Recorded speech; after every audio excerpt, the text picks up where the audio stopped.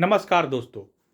जैसा कि विदित हो रहा था कि सभी को पता था कि जनता दल यूनाइटेड के राष्ट्रीय अध्यक्ष ललन सिंह की विदाई राष्ट्रीय अध्यक्ष के पद से होने वाली है और वैसा हुआ भी।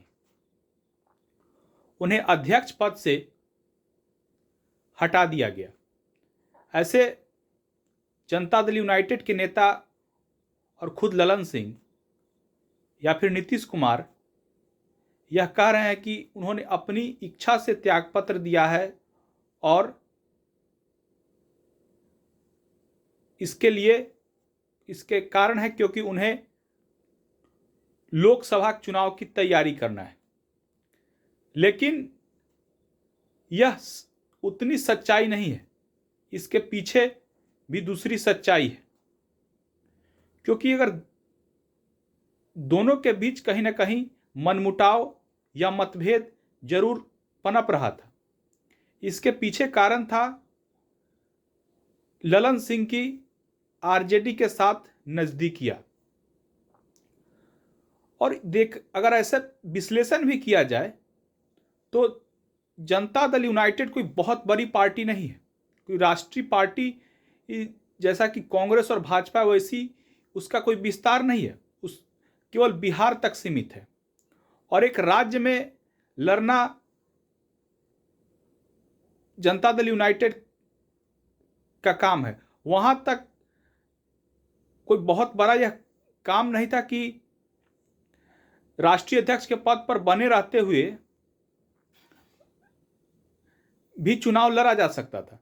लेकिन राजनीति में कहा जाता है कि जो दिखता है वो होता नहीं और जो होता है वह दिखता नहीं है।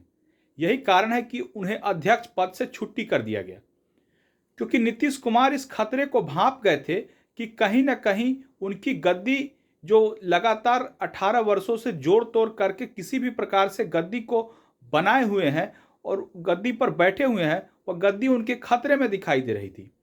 क्योंकि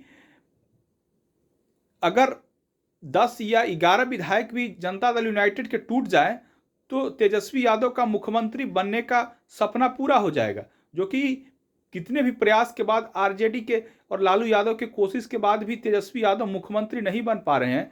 तो और ललन सिंह डिप्टी सीएम बन जाए, ऐसा नीतीश कुमार इस खतरे को भांपते थे। भले वो बोले नहीं। आपने देखा होगा कि कल जब इस बारे में ललन सिंह से पूछा गया कि क्या वो राष्ट्रीय अध्यक्ष पद से हटाए जा रहे हैं, तो वो मीडिया पर गुस्सा दिखाने लगे, कहने लगे कि आप लोग बीजेपी का प्रोपेगेंडा चला रहे हैं। लेकिन कहीं ना कहीं चिंगारी रहती है तभी हवा सुलगता है, यह बात भी सच है। और आज वैसा हुआ भी कि उन्हें अध्यक्ष पद से हटाया गया। तो यह बिहार की राजनीति बड़ी रोचक स्थिति में है।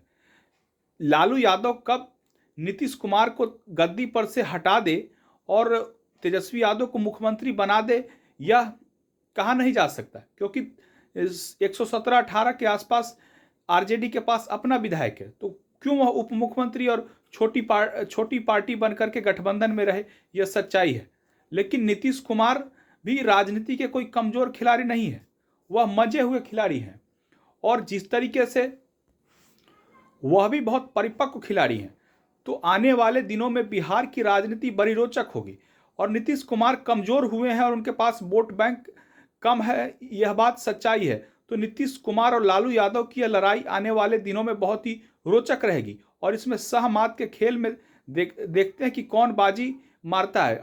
यह बहुत ही रोचक लड़ाई होने वाली है लालू और नीतीश के बीच, क्योंकि नीतीश कुमार के पास भी कोई अब बहुत ज़्यादा ऑप्शन बचा नहीं है। वह अब करे तो करे क्या, यह भी बहुत बड़ा सवाल है। क्योंकि बीजेपी में वह जाने के लिए पूरी तरीके से कोशिश कर रहे हैं, लेकिन बीजेपी अब उन्हें रखेगी भी तो अपने शर्तों पर ही रखेगी। उन्हें मुख्यमंत्री का कुर्सी छोड़ना पड़ेगा। अब इसके कम के शर्त पर बीजेपी बात करने के लिए किसी भी कीमत पर तैयार नहीं होगी।